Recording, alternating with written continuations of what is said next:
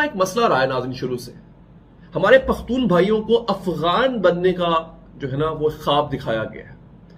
اسے Afghan transit trade agreement بھی کہتے ہیں، یعنی کہ جو ایک تو پاکستان اور افغانستان کے درمیان جو دو طرفہ تجارت ہے.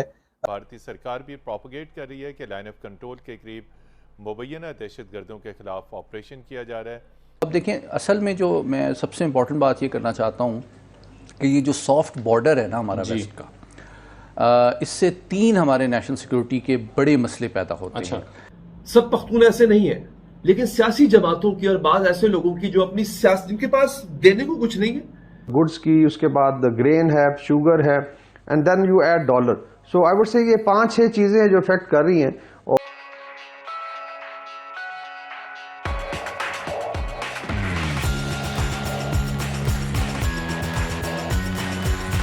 وہ سیاست کس بات پہ کرتے ہیں؟ وہ سیاست اس بات پہ کرتے ہیں کہ افغانی جو ہے وہ ہمارے بھائی ہیں، ہم افغان ہیں اور پاکستان سے ہمارا کوئی لینا دینا نہیں ہے.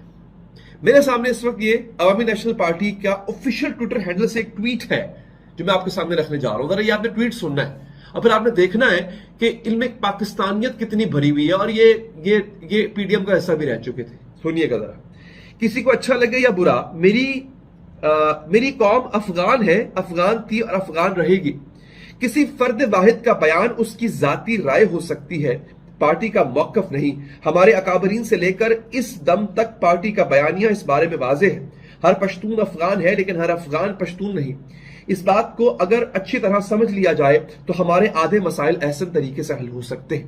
اگر کسی کو افغان نام برا لگتا ہے تو پھر پاکستان کا نام تبدیل کر لے، کیونکہ پاکستان کے نام میں الف کا مطلب افغان ہے. نہیں، ایسا نہیں ہے سر.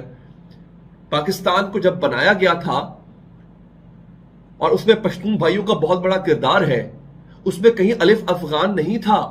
میں اس پہ ایک ٹویٹ ہے عمار سولنگی صاحب کی، انہوں نے اس کے دعوے کو غلط ثابت کیا ہے. امل ولی خان کے دعوے کو وہ کس طرح غلط ثابت کیا، وہ ٹویٹ پڑھ کے سنا رہا ہوں میں آپ کو. وہ لکھتے ہیں یہ دعویٰ غلط ہے کہ تمام پشتون افغان ہیں.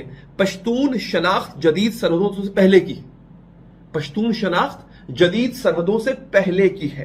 پشتونستان پشتونوں کا آباد تاریخی اور ثقافتی خطہ موجودہ پاکستان اور افغانستان تک پھیلا ہوا ہے.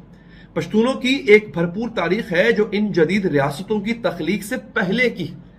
ایک الگ ثقافتی، لسانی اور تاریخی ورثے کے ساتھ برطانوی اسکالر اولاف کیرو نے اپنی کتاب دا پٹھانس 550 BC to 1957 AD میں، یعنی بیسکلی یہ جو ہے 550 قبل مسیح سے پشتون ہیں، ایگزسٹ کرتے ہیں، میں قدیم اور متنوع پشتون قبائلی ڈھانچے اور افغانستان یا پاکستان کے جدید تصور کے ابھرنے سے پہلے خطے میں ان کی موجودگی پر روشنی ڈالی ہے.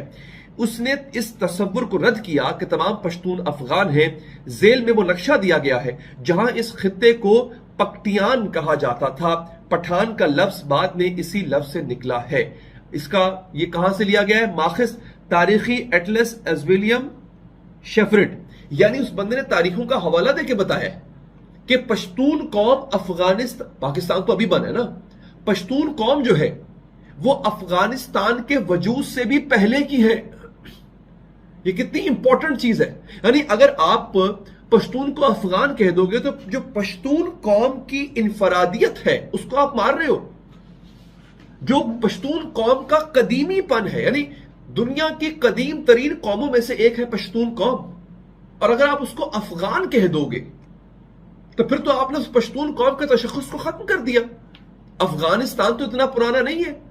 اب میں بتا رہا ہوں 550 قبل مسیح، حضرت عیسیٰ سے بھی 550 سال پہلے پشتون ایگزسٹ کرتے. اور اس میں misuse of Afghan transit trade بھی ہے جس کے اندر انڈر انوائسنگ ہے. پھر ایسی چیزیں منگوائی جا رہی ہیں جو شاید افغانستان میں کنزیوم ہی نہیں ہونی، اور وہ یا تو کراچی ہی میں آف لوڈ ہو کے، یعنی مافیا اتنا اسٹرانگ ہے کہ وہیں سے جو ہے وہ ود ان آورز جو ہے وہ آگے خالی کر کے اور آگے مارکیٹ میں آ جاتا ہے. دیر از این ایسٹیمیٹ کہ جو صرف اسپیئر پارٹ ہے، کپڑا ہے اور کسی حد تک ٹائرز وغیرہ جو ہیں، یہ جو پاکستان کی 5-6 بڑی سو کالڈ بڑا مارکیٹس ہیں، اس میں کراچی ہے، پشاور ہے، لاہور، اس کے بعد پنڈی، اسلام آباد، مردان، اینڈ دین آف کورس اگر آپ ہنٹر لینڈ میں نیچے چلے جائیں تو سدرن پنجاب میں. اس میں تقریباً $35 بلین کا یہ سامان پڑا ہوا ہے which has been accumulated over a period of time. Just imagine کہ اس نے کتنا ڈیمیج کیا ہے آپ کی سمیڈا کو. اسمال میڈیم انٹرپرائز انڈسٹری ہے, اسپیئر پارٹس آپ کے بھی ہیں جو بنتے ہیں یہاں پہ. 25 کروڑ کا یہ ملک ہے. So it's a huge mafia. تو اس کے اندر یہ صرف نہیں ہے کہ لیٹس سے افغانستان نہیں پہنچتا, یہ کراچی میں ہی آف لوڈ ہوتا ہے. لیٹس سے اگر پہنچا ہے تو افغانستان میں کراس کیا, پھر اونٹوں اور خچروں پہ واپس آیا. سو دیر از آئی تھنک جو کنٹرول میکنزم ہے بارڈر کا وہ لوگ انوالوڈ ہیں. اس کے اندر بڑے بڑے مافیا ڈانز ہیں جو میں بھی آپ کے اسمبلیوں میں بیٹھے ہوئے ہیں. اس کے بعد اگر آپ ڈالر کو ایڈ کریں, $5 million are siphon to Afghanistan every day. It be surprising figure, یہ بلومبرگ کی فگر ہے. اور ابھی آئی تھنک جب اس پہ کریک ڈاؤن ہوا تو لوگوں نے دیکھا کہ پاکستانی روپی نے اپریشیٹ کیا بائی 15%. اور یہ صرف اکانومی نہیں ہے اس کا تعلق کہ جی ذخیرہ اندوزی ہو رہی ہے یا آرٹیفیشل شارٹیج ہو رہی ہے یا اسمگلنگ ہو رہی ہے. دوسرا مسئلہ انہی راستوں کو آپ دیکھیں ٹیررسٹ بھی استعمال کرتے ہیں. ٹھیک ہے. انہی راستوں کو منشیات فروش اور منشیات کی اسمگلنگ بھی ہوتی ہے. تو اصل میں جب آپ نان ٹریڈیشنل سیکیورٹی کو دیکھتے ہیں تو آپ کے انٹرنل سیکیورٹی کو جو سب سے بڑے چیلنجز ہیں وہ آپ کے مغربی بارڈر کے سافٹ ہونے کی وجہ سے ہیں.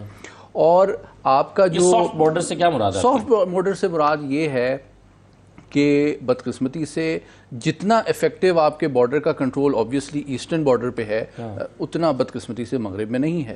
اور انہی راستوں کو, انہی چیزوں کو دہشت گرد بھی استعمال کرتے ہیں, اسمگلر بھی استعمال کرتے ہیں. ابھی دیکھیں ایران سے جو ڈیزل کی اتنی زیادہ اسمگلنگ ہو رہی تھی, اسی طرح آپ دیکھیں کہ منشیات جو ہیں. اچھا میں اگر آپ کو UNODA کی رپورٹ بتاؤں, United nation office on drugs کی, تو ایک وقت ایسا تھا کہ پوری دنیا میں جو ہیروئن کی پروڈکشن تھی اس کا 60 سے 70% افغانستان سے ہو رہا تھا. تو بات اصل یہ ہے کہ افغانستان جس طرح آپ نے اپنے ابتدائی کلمات میں کہا وہ تو سراؤنڈڈ ہے نا, اس کے کچھ راستے ایسے ہیں جہاں سے وہ مغربی مارکیٹس تک وہ چیزیں پہنچتی ہیں. تو یہ جو بلیک مارکیٹ ہے پوری دنیا کی, اس کا مرکز ہے افغانستان. ٹیررزم بھی ایکسپورٹ کرتا ہے, ڈرگز بھی ایکسپورٹ کرتا ہے, کلاشنکوف اور اسلحہ بھی کرمنلز کو ایکسپورٹ کرتا ہے. آپ کو یاد ہوگا دیکھیں بہت سینئر لوگوں کے, پرائم منسٹر پرانے گیلانی صاحب جو تھے, اسی طرح تاثیر صاحب تھے, ان کے بیٹے تک اغوا ہوئے تھے. وہ کہاں سے برآمد ہوئے تھے؟ وہ افغانستان سے برآمد ہوئے تھے. یہاں آپ کی گاڑی چوری ہوتی ہے تو پتہ چلتا ہے کہ وہ کسی باڑا مارکیٹ سے نکلی ہے. تو یہ ثبوت کیا ہے اس کا؟ اس سے ثابت یہ ہوتا ہے کہ یہ ایک بہت بڑا ایک ایکو سسٹم ہے. مختلف طرح کی مارکیٹس ہمارے یہاں تو وجود میں آ گئی ہیں, کوئی باڑا مارکیٹ, کوئی بش مارکیٹ, کوئی نیٹو مارکیٹ, مختلف ناموں سے مارکیٹس چل رہی ہیں. لیکن اس میں صرف جو اہم بات میں دوبارہ ایمفسائز کرنا چاہ رہا ہوں وہ یہ ہے کہ پاکستان کی معیشت, منشیات اور ٹیررزم, یہ جو روٹس ایسے ہیں, چاہے وہ کنٹینرز ہوں, چاہے وہ ڈرگز ہوں, چاہے اسلحہ ہو, چاہے دہشت گردی کا سامان ہو, یہ سب ان راستوں کو, تو اس کے اوپر کریک ڈاؤن کرنا ایک نیشنل سیکیورٹی کا بہت امپورٹنٹ امپیریٹو ہے. بالکل ٹھیک ہے, نیشنل سیکیورٹی سب سے زیادہ اس سے منسلک ہے. بنیادی طور پر محمد علی صاحب, یہ ہمارا انفارچونیٹلی پاکستان جو ہے یہ مافیاز کے نرغے میں آیا ہوا پاکستان بن گیا ہوا ہے. اور یہ جو ہم افغان ٹریڈ کی ان ویکنیسز کا رونا رو رہے ہیں, یہ بھی پاکستان میں موجود مافیاز کے بغیر تو شاید ممکن نہیں ہوگا. تو کیا کرنا ہے, مافیاز کے اوپر ہاتھ ڈالنا پڑے گا, پھر اس مسئلے سے نمٹ سکیں گے؟ جی بالکل. دیکھیں میں تھوڑا سا بریگیڈیئر صاحب کی بات کو آگے بڑھاتا ہوں. پہلے تو اس کی اہمیت تو کوئکلی تھوڑا سا اس کی سگنیفیکنس اور اسکوپ کو آئیڈینٹیفائی کر لیں. دیکھیں جو پاکستان افغانستان کا ٹریڈ ہے نا, پاکستان کتنا کرٹیکل اور وائٹل ہے افغانستان کے لیے, ہمارا بہت لیوریج ہے. ہم اپنے لیوریج کو, اپنے انفلوئنس کو, اپنی پاور کو بہت انڈر اسٹیمیٹ کرتے ہیں. نہ صرف یہ کہ پاکستان کے تمام اجناس اور ان چیزوں کے اوپر افغانستان کی 38 ملین آبادی, تقریباً سندھ کی آبادی کے برابر ایک ملک ہے.